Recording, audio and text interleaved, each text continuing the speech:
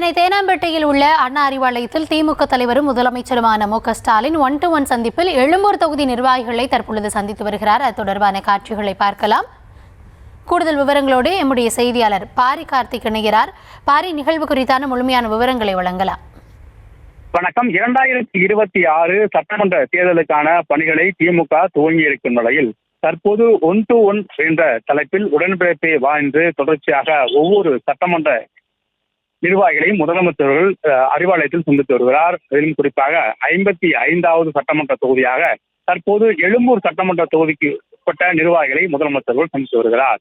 குறிப்பாக ஒவ்வொரு தொகுதியில் இருக்கக்கூடிய பிரச்சனைகள், உள்கட்சி பிரச்சனைகள், அதே போல அரசினுடைய சாதனை திட்டங்களை பொதுமக்களுக்கு கொண்டு செல்லும் வகையில் 1-to-1 என்ற தலைப்பில் நேரடியாக முதலமைச்சரை ஒவ்வொரு நிர்வாகிகளையும் தனித்தனியே சந்தித்து வருகிறார்.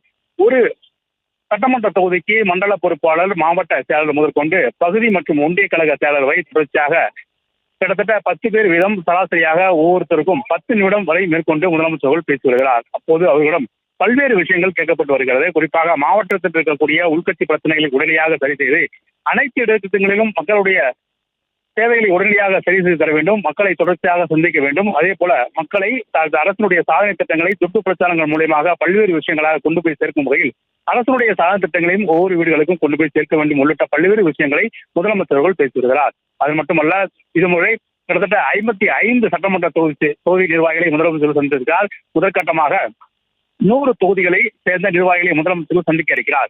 2021 சட்டமன்ற தேர்தலின் போது தோல்வியடைந்த தொகுதிகள் 2024 நாடாளுமன்ற தேர்தலின் போது குறைவாக வாக்கு பெற்ற சட்டமன்ற தொகுதிகள் என்ற அடிப்படையில் அவர்களை முதற்கட்டமாக அழைத்து அவர்களுடன் இந்த பேச்சுவார்த்தை நடத்தி பல்வேறு விஷயங்களை முதலமைச்சர்கள் பேசியிருக்கிறார். அதன் அடிப்படையில் தற்போது 1-to-1 கூட்டமானது தற்போது நடைபெற்று வருகிறது. விவரங்களுக்கு நன்றி பாரி கார்த்திக்.